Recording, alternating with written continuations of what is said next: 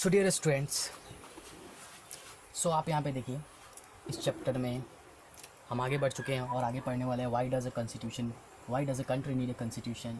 ठीक है, सो कॉन्स्टिट्यूशन क्यों चाहिए कंट्री को, उसके बारे में हम पढ़ेंगे। पर उससे पहले जो मैंने इंट्रोडक्शन बाकी के दो वीडियो में दिया था उसको मैं इसमें क्विकली कवर करना चाहता हूँ। जैसे कि आप लोगों ने सुना कि अगर आप फुटबॉल खेल रहे हो तो उसमें उस गेम के लिए कुछ रूल्स होते हैं और उस रूल को आपको फॉलो करना पड़ेगा। अगर आप उस रूल को फॉलो नहीं करते हो तो आप फुटबॉल नहीं खेलते हो, आप कुछ और ही गेम खेलने लगते हो। ठीक है, सो हमारा जो सोसाइटी भी है ना, एक तरह से फुटबॉल टीम की तरह है। अगर हम अपना राइट को बचाना है तो दूसरे के राइट को ख़राब नहीं करना है, खुद भी जियो, दूसरों को भी जीने दो। यही एक सही फंडा है। ठीक है, कॉन्स्टिट्यूशन को समझने के लिए क्यों, क्योंकि जो आपको राइट मिला है वो आप जिए, उसको अच्छे से इस्तेमाल कीजिए, अच्छे से पालन कीजिए, पर दूसरे को भी हार्म मत कीजिए। उसको भी राइट दिया गया है कॉन्स्टिट्यूशन की तरफ से, उसको भी कुछ प्रायोरिटी मिला हुआ है कि हाँ ये कर सकता है, वो नहीं कर सकता है। राइट, तो दोनों मिल बांट के चलना चाहिए। This is a mutual relationship. Right, आपको हर एक दोनों को समझना पड़ेगा। किसी एक दूसरे को हार्म करके हम अपने आज़ादी को बड़ा करके नहीं कर सकते। ठीक है, सो आगे बढ़ते हैं। आगे हमने पढ़ा था क्या, नेपाल, कि नेपाल में सबसे पहले किसका राज था, राजा का। ठीक है, गयेंद्र। ठीक है, उनका नाम था, आप देख सकते हो यहाँ पे, किंग गयानेंद्र। ठीक है, गयानेंद्र। तो इनके पिता जो थे ना 1990, जब ये 1990 में करते हैं तो 1990 से पहले उनके फादर जो थे उन्होंने क्या किया था, उन्होंने मोनार्की को हटा के डेमोक्रेसी लाने का कोशिश किया था। डेमोक्रेसी लाने का कोशिश किया था। फिर बाद में जब गयेंद्र राजगद्दी पे बैठे तो उन्होंने क्या किया, सारे पावर्स को अपने अंदर ले लिया। ठीक है, ये भी मैंने लास्ट क्लास में बताया था आपको। सो अपने अंदर लाने के बाद वो क्या हो गए, बहुत पावरफुल हो गए सारे, मतलब जो भी होते हैं ना क्रूर राजा होते हैं। सो इतने क्रूर नहीं थे, फिर भी लोगों को पसंद नहीं आया, क्योंकि उनको लत लग चुका था कि वो आज़ादी में जिए। उनको भी दूसरे देश की तरह उनको भी आज़ाद रहना पसंद आ रहा था। ठीक है, सो वो मेनली क्या चाहते थे कि उनको हर चीज़ का फ्रीडम मिले।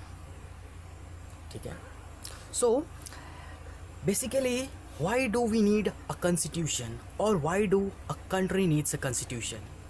कंट्री को कॉन्स्टिट्यूशन क्यों चाहिए, आइए पढ़ते हैं। So सबसे पहले it lays out certain ideas that form the basis of the kind of a country that we as a citizen aspire to live in. So constitution define करता है कि हम जो सिटीजन है उस कंट्री के, वो क्या चाहता है, किस तरह से रहना चाहता है, या वो गुलाम बन के रहना चाहता है या वो राजा बन के रहना चाहता है। So ये कॉन्स्टिट्यूशन बताता है कि हम सिटीजन्स कैसे रहने वाले हैं, क्या करते हैं एक कंट्री में, हमारा रोल क्या है, गुलाम बन के रह रहे हैं या राजा बन के रह रहे हैं। The common people in a democracy, the common people is the king and the king maker, always remember. ठीक है, फिर आते हैं कि दूसरा उसका क्या है, helps to arrive at a common consensus. ठीक है, अब क्या होता है ना, एक वर्ड है देखिए, कंसेंस। ठीक है, ये जो है ना हमारा मोरल सेंस है कि सही और गलत में फ़र्क करना सिखाता है। सो कॉन्स्टिट्यूशन क्या है कि सही और गलत में हमें फ़र्क करना सिखा देता है। ठीक है, जैसे कि आपसे अगर मैं पूछूं, आप अभी क्लास 8 में हो और आपका अभी ड्यूटी है कि आप पढ़ो लिखो, देश के अच्छे नागरिक बनो, देश के भविष्य बनो। ठीक है, पर अगर परिस्थिति आप ऐसा हो जाए कि आपको आपके मॉम डैड आपको स्कूल से निकला के आपको काम पे लगा देते हैं, आप काम करने लगते हो, तो ये क्या है, it's a crime. Child labour एक क्राइम है और ये नहीं होना चाहिए। जितना हो सके हमें रोकना चाहिए, और एक कॉन्स्टिट्यूशन करता है। ठीक है, कॉन्स्टिट्यूशन हमें ये राइट्स प्रोवाइड करता है कि 14 साल से कम उम्र के बच्चों को काम पे नहीं जाना चाहिए। उन्हें उनका एक ही कर्तव्य है, उनका एक ही ड्यूटी है कि उन्हें अच्छे से पढ़ना है और देश का नाम रोशन करना है। अपने मॉम डैड का नाम रोशन कीजिए, अच्छे से पढ़िए, अभी काम करने का आपका उम्र नहीं है। बट हमें दोनों नज़रिया देखना पड़ेगा कि कुछ बच्चों की ऐसी परिस्थिति हो जाती है कि उन्हें मजबूरन काम करना पड़ता है, बट ये क्राइम है, ठीक है, ये मान लीजिए ये एक क्राइम है, ठीक है। सो वही हमारा जो कॉन्स्टिट्यूशन का कंसाइंस है वो हमें सही और गलत में फ़र्क करना सिखा देता है, ठीक है। फिर आप देखिए, constitution upholds the ideal values and believes of citizens of a country. So एक कंट्री का आइडियल वैल्यूज क्या है, कंट्री क्या सोचता है, कंट्री के लोग क्या सोचते हैं, उनका आइडियल वैल्यूज, उनका प्रिंसिपल क्या है। जैसे आप देख सकते हो हमारा जो कॉन्स्टिट्यूशन है उसमें किसी धर्म को स्थान नहीं दिया गया कि वो स्टेट का नेशनल रिलीजन होगा। तो इससे पता चलता है कि हम सेकुलर हैं। तो वो जो आइडियल, उनका विचार, उनके धर्म, ये सारी चीज़ें कॉन्स्टिट्यूशन बताएगा। अगर आप कम्युनिस्ट है तो भी आपको बता देगा, कॉन्स्टिट्यूशन बता रहा है कि आप कम्युनिस्ट है या क्या है, राइट। तो हम डेमोक्रेट्स हैं, हमारा कंट्री डेमोक्रेटिक कंट्री है, और बताता है कि हम किसी के अंडर रह के जीना नहीं चाहते, हम आज़ाद रहना चाहते हैं, हम सिस्टम के पार्ट हैं और हम ही सिस्टम चलाते हैं, ठीक है। और जैसे कि आप नेपाल में देख सकते हो कि नेपाल में क्या हुआ था, नेपाल के राजा रूल कर रहे थे और वो सारे प्रजा पे अत्याचार करते थे, उनका हुक्म मानना पड़ता है। सो राजा ये होता है मोनार्की, ठीक है। बट क्या है ना कि हर राजा ऐसे नहीं होते थे, कुछ अच्छे भी होते थे, कुछ बुरे भी होते थे। बट अभी जो मॉडर्न एज में हम उस ज़माने में रहे तो अच्छा नहीं लगता, राइट। सो जैसे जैसे डेवलपमेंट हो रहा था, एवरीवन वांट्स टू चेंज।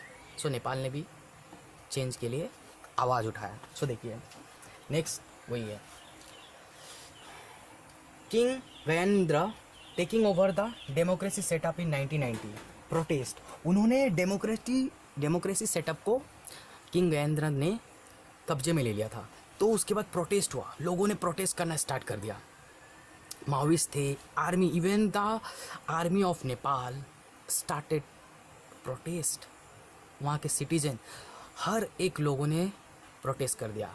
तब किंग को होश आया कि हाँ अब वो ज़माना नहीं रहा, अभी हमें डेमोक्रेसी में जीना चाहिए।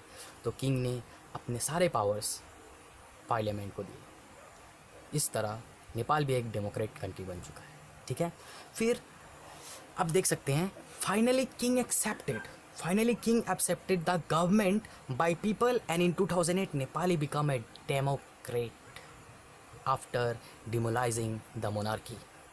सो 2008 में जो नेपाल था वो एक डेमोक्रेट कंट्री बन चुका है, एक डेमोक्रेसी वाला कंट्री बन गया। वहाँ के लोग के पास राइट था, इक्वलिटी था, सारा चीज़ था, उसके वजह से वो एक सही आदमी बन चुके थे, ठीक है। अभी देखिए पीपल रोट न्यू कॉन्स्टिट्यूशन। सो अब देखिए न्यू कॉन्स्टिट्यूशन क्यों चाहिए, क्योंकि हम एक मोनार्की से हम एक डिफरेंट फॉर्म ऑफ गवर्नमेंट से दूसरे फॉर्म में आ रहे हैं। पहले हम मोनार्की में रहते थे, अभी हम डेमोक्रेसी में आए, तो वहाँ पे हमें एक नया कॉन्स्टिट्यूशन चाहिए, राइट। क्योंकि किंग अपने तरीके से रूल करते हैं पर हम उस तरीके से रूल होना नहीं चाहते, राइट। तो क्या था, नेपाल के लोगों ने एक नया कॉन्स्टिट्यूशन का डिमांड किया और उन्होंने नया कॉन्स्टिट्यूशन लिखा। So people wrote a new constitution for new democratic Nepal, okay. Why, फिर नेक्स्ट आते हैं, why there was a protest in Nepal. So Nepal में प्रोटेस्ट क्यों हुआ, क्योंकि वो डेमोक्रेसी चाहते थे। वहाँ के लोग अब गुलाम नहीं रहना चाहते थे, किसी के अधीन नहीं रहना चाहते थे। वो भी अपने रिप्रेजेंटेटिव्स को भेजना चाहते थे ताकि उनका भी कोई आवाज़ उठा सके, राइट, उनका भी अधिकार हो, जानवरों की तरह नहीं रहना चाहते थे, राइट। सो फिर देखते हैं, तो मोनार्की से डेमोक्रेसी में मूव करने के लिए उन्होंने प्रोटेस्ट किया। ये चीज़ याद रखिए, why the people of Nepal protest to move from monarchy to democracy. उनको मोनार्की पसंद नहीं था, वो डेमोक्रेसी चाहते थे, ठीक है। जैसे हमें अंग्रेज़ों ने गुलाम बना लिया था, तो हमारे nationalist leader and freedom fighters ने फाइट किया, स्ट्रगल किया, बहुत सारे स्ट्रगल करने के बाद हम आज़ाद हुए और आज हम आज़ाद मुल्क में आज़ादी से सांस ले रहे हैं, राइट। सो फिर नेक्स्ट देखिए क्या है, it provides the guideline that governs decision making. अब कॉन्स्टिट्यूशन हमारे पास एक गाइडलाइन देता है कि एक डिसीजन मेकिंग देता है कि हम कैसे डिसाइड कर सकते हैं, राइट। अभी देखिए पहले हमें डिसीजन मेकिंग, हमें सोचने का शक्ति नहीं था, हम सोच नहीं सकते थे, क्योंकि जो भी था राजा बोलता था करना है तो करना है। बट अब यहाँ पे आपकी सरकार है, आपको चुन के जिसे आप चाहते हैं वही आपका प्राइम मिनिस्टर बनेगा या प्रेसिडेंट बनेगा, राइट, या एमएलए एमपी बनेगा। सो डिसाइड कौन करेगा, अभी आप डिसाइड करेंगे, आप सब लोग डिसाइड करेंगे कि कौन बनने वाला है, ठीक है। फिर constitution provide safe guard against powerful authority, example class